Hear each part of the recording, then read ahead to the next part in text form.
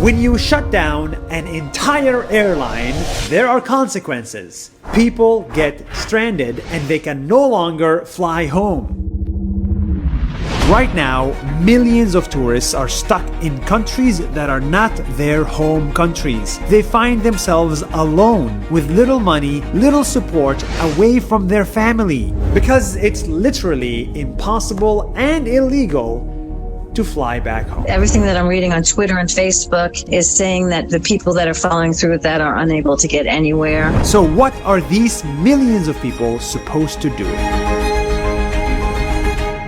Well, this is a problem, and there is one country that is trying to fix it. It's called Sri Lanka.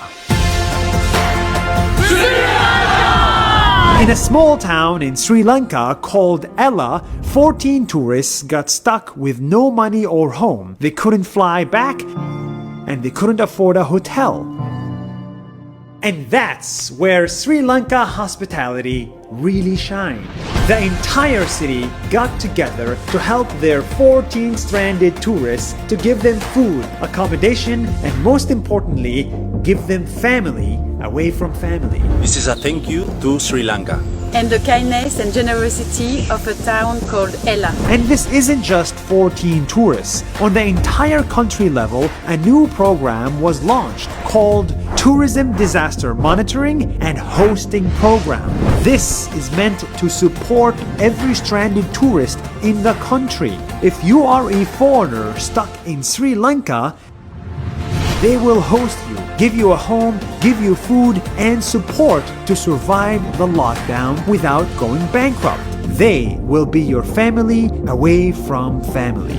More people need to be aware of these programs because, you see, Sri Lanka is actually not a rich country, it's a developing one. And the truth is, 12.5% of their economy is built on tourism. Tourism used to be the lifeline of the country, and now tourism is dead and the economy is suffering. But even when tourism went down to zero, Sri Lanka continued to treat tourists with dignity and respect. During good times, they love tourists. During bad times, they help tourists. Right now, in many other countries, tourists cannot fly home all around the world, and many of them may not be able to afford a hotel in a lockdown. They too need to be taken care of. Let's hope that tourism comes back to life, and when it does, maybe in 1 year or 2 years, us tourists should finally pay back Sri Lanka for these acts of kindness. We should visit their country, stay in local hotels, and help